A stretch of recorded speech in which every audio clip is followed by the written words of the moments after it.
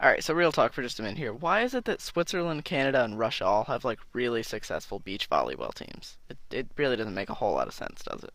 Hey, what's up guys? Welcome back, and today's a video that has been long overdue. I know I'm really far behind. Let's see, we're about let's see, version history. Yep, over a month late on making. But let's take this as an opportunity to make a more updated review. You know, further along than a lot of those preliminary videos. We got some updates in. By the way, I love the text on this new one here. No text fixes, because, you know, back here when they made minor text fixes, people lost it. They just, no, man. Niantic should be really focusing on, like, the better good of Pokemon. Now, you can't be updating text. You can't do that. But let's just see if this game is worth the hype, because we've had a chance to reflect for a month now, so let's get right into it. So if we launch into the game here, you'll see you have a nice map of the world around you, the real life world, which is basically the goal of this game, is to get you outside. So here we have a compass, which in theory points you in the direction you're facing, but that generally doesn't work at all. You have sightings down here, which in theory would have a bunch of Pokemon here in front of grass, but apparently there are none around me, so that's kind of unfortunate. Now this is where a lot of the controversies come from, where they used to have a step system, like a hot and cold thing, where if you got closer there would be less steps, if you got further there would be more footprints actually, not really steps. But they've since removed that. Now there's just grass because it didn't really work for a while, it's broken. They're saying they're going to add it back once they find a good way of doing it, but until then we just have to kind of hope we get near the Pokemon we're looking for.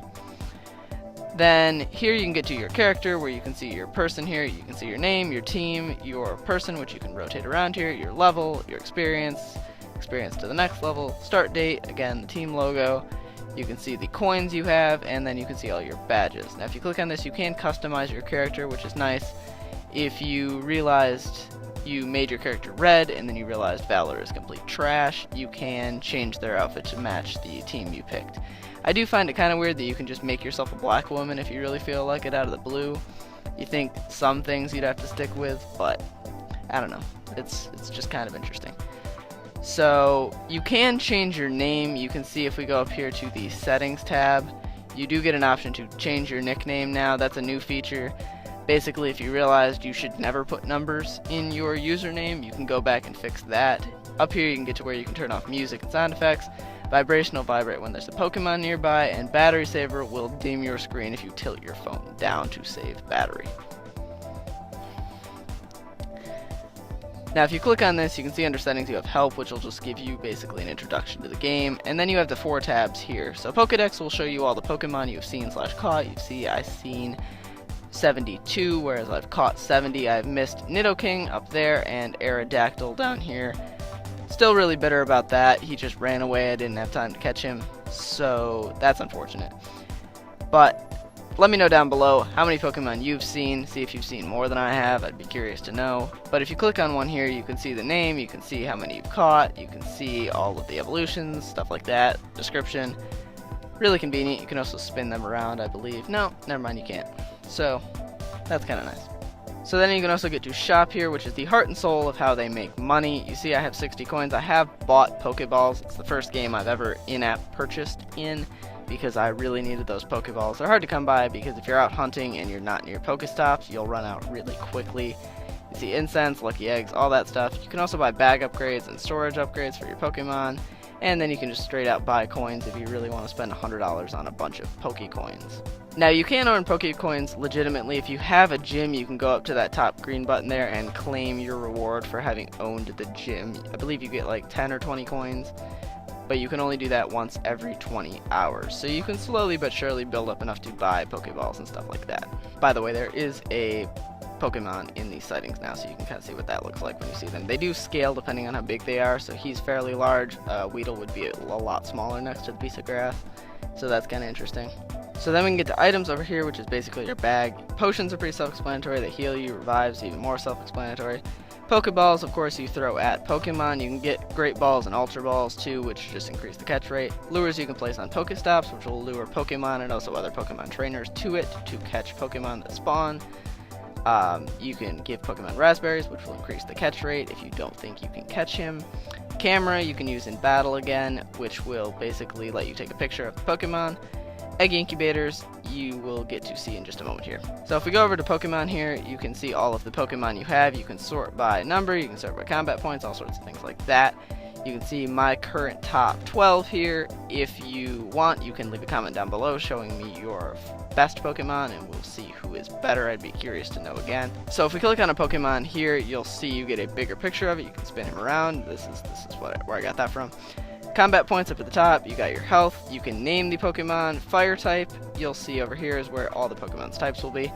That is important for gym battles because type advantage is in this game, so for instance fire type would do a lot better against a grass type because, you know, fire kind of burns grass and stuff like that. So you do have to pay attention to that. Height and weight don't actually matter at all, they're just really for your entertainment, they don't actually influence the game. Stardust here you get, and that is what you use to power up your Pokemon. So as you can see down below, it uses candy and Stardust to power up Pokemon. Candy you get 3 per Pokemon you catch of the particular type, and then another one when you transfer them. So down here you can get transfer, and that will transfer them to Professor, and you get candy for that. Now, you do get specific Pokemon candies. So for instance, he's Arcanine, so you get Growlithe and Arcanine candy. They're all Growlithe candy. So any one of the evolutions uses the same candy, so that's kind of useful. You don't have to get like specific Growlithe candy, which would be a lot harder. If you see on a Pokemon like Drowsy that can evolve, you'd see you have an evolve tab that doesn't use any Stardust, just Drowsy candy. So the top evolutions usually take quite a bit. For instance, Weeping Bell here takes 100 because Victory Bell is very strong. So you get that too. You can see their moves and the day you caught them down below. Quick pro tip, if you're looking for the fastest way to level up, the fastest way I found is to use a Lucky Egg and try to evolve as many Pokemon as you can. Now whether that's big Pokemon that you actually want, or if you just evolve some Pidgeys, Zubats, Weedles, stuff like that, extra ones you have, you can get levels incredibly quick that way. So we can also swipe over here to get to eggs, where you can see egg, all of the eggs you have. You can only hold 9, you won't get any more if you have that many. Here you can see I'm at 8.1 of 10 kilometers that it takes to hatch this egg. There are 5, 2, and 10 kilometer eggs, and that basically counts how far you walk, and then it will hatch into a Pokemon. Now the incubators, you get 1 incubator when you start, and then you can get others from leveling up that are use specific. So maybe a 3-use incubator, you can hatch 3 eggs, and then that will disappear. So you got to keep that in mind. So I believe that more or less covers it. As far as my opinions on the game, it is my new favorite iOS game. It's dethroned the previous one, which I will be making a video on soon, so if you're interested to see that, please subscribe down below.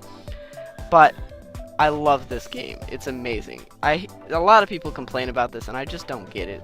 They're dumb complaints. It's like, oh, there's people crowding at the park, and it's like, oh, well, you know, how dare this game bring people outside just so they can play on their phone? It's like, couldn't they be outside playing like golf or something interesting? And it's like, alright, I see your point, but they would be inside if it wasn't for the game. Like, it's bringing people together, it's bringing people outside, it's getting people exercise, and it's just a lot of fun. I mean, if you haven't played, I'm sure most of you have played, but if you haven't, please just download it. It's amazing. It's got problems, and I know Niantic could do a better job with some of that.